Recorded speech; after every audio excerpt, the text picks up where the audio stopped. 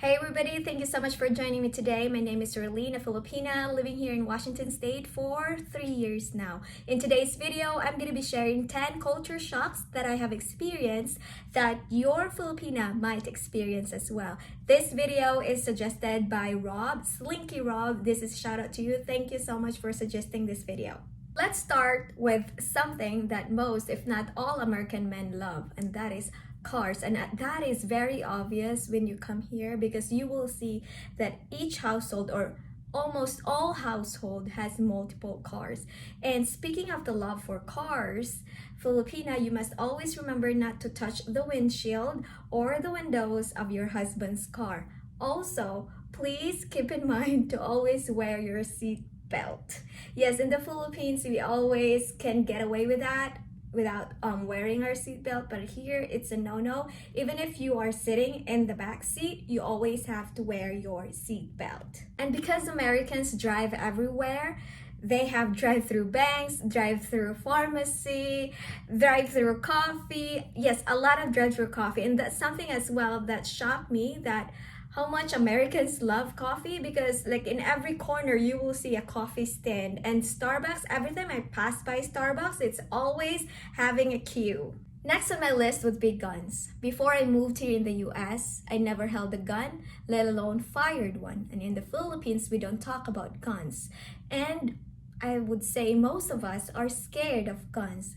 And it's quite the opposite here in the US. That's why before, when my husband would initiate a conversation about guns and the importance of me knowing how to use it so I can defend myself, I always push back. Like, I don't want to talk about it. I don't want to learn about it. Like, I respect that he has guns. I respect that he has that views on guns, but I just don't want to share that kind of views. But eventually, after several heart-to-heart talks with my husband where he shared how he feels whenever I'm out in public and not be able to defend myself, and that's making him worried, I listened to him. And of course, after all this news about Asian hate and all other news concerning around safety here in America, and of course prepping as well, because we're big in prepping, that led me or pushed me to learn how to handle firearms. And speaking of prepping, that's actually number 3 on my list,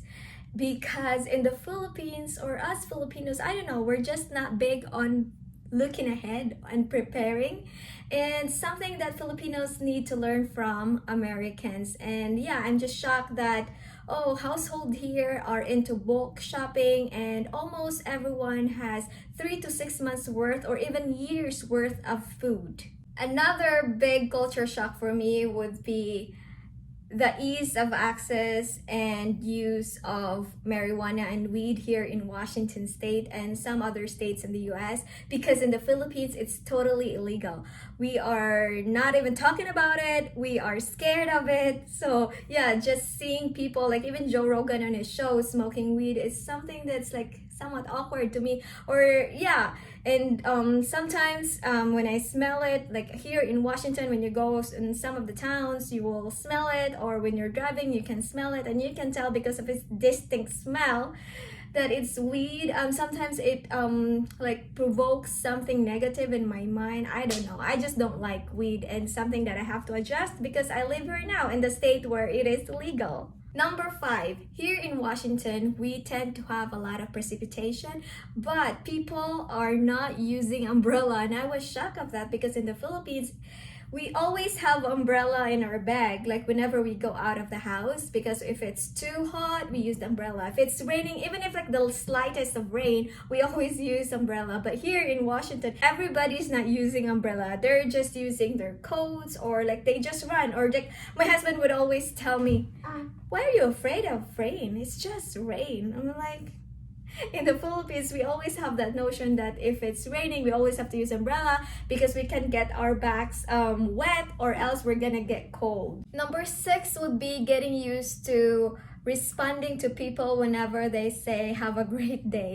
That was totally foreign to me because it's not something that we Filipinos do, but apparently Americans, that's like your thing. Like when you're at the store and you're about to go, all right, thank you, have a great day. And before, I always like stop and what should I answer, and then I just observe, but it took me a while to like, learn the norm here. Like when somebody's saying thank you, have a nice day, that you answer thanks, you too.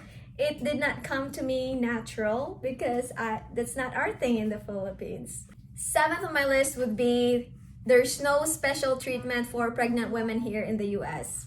Yes, in the Philippines, we have a special lane for pregnant women, or even if there's no special lane, whenever the cashier or somebody sees that you are pregnant, they always like cater you first before the rest. Here in America, it's not like that. So yeah, the technique of my friend in the Philippines where she pretends sometimes that she's pregnant just to get ahead of everybody will not work here in America.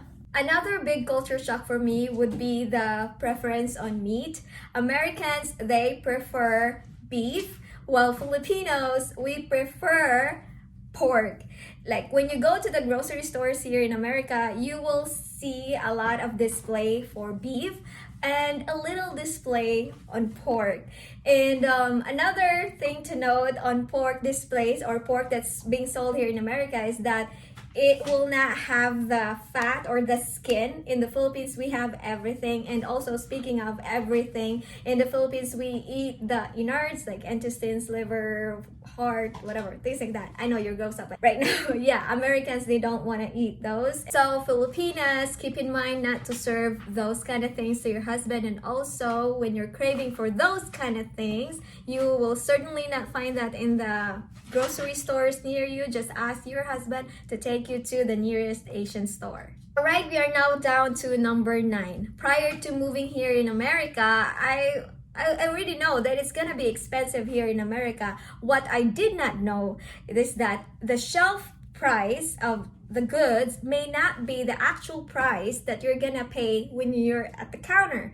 It's because of the sales tax. In the Philippines, we're used to like the value added tax is already added on the price that we will see in the shelves. Here in America, whatever on the price, and depending on what kind of item is that, there's a corresponding sales tax. And also it varies on a certain region where you are from. Like here in Washington, it would range from 6.4 to 10.4% sales tax. And just imagine how surprised would you be if you are buying something more expensive like appliances or even vehicle. Like you will see MSRP, for example, $80,000. So you would think you're already prepared like, oh, the cost of the vehicle is $80,000. No.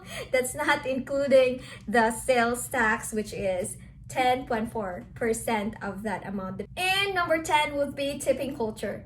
In the Philippines, it's not mandatory. In the US, it's mandatory. In the Philippines, if you give your server $1, $2, $3, they're gonna be happy. They're gonna be grateful for it. But in the US, if you're gonna give below 15%, they're not gonna be so happy with you. That's it for today's video, guys. I hope you like this. If you do, please give me a thumbs up, share this to your friends, and if you haven't already, please subscribe to my channel. And I hope to see you again next time. Bye for now.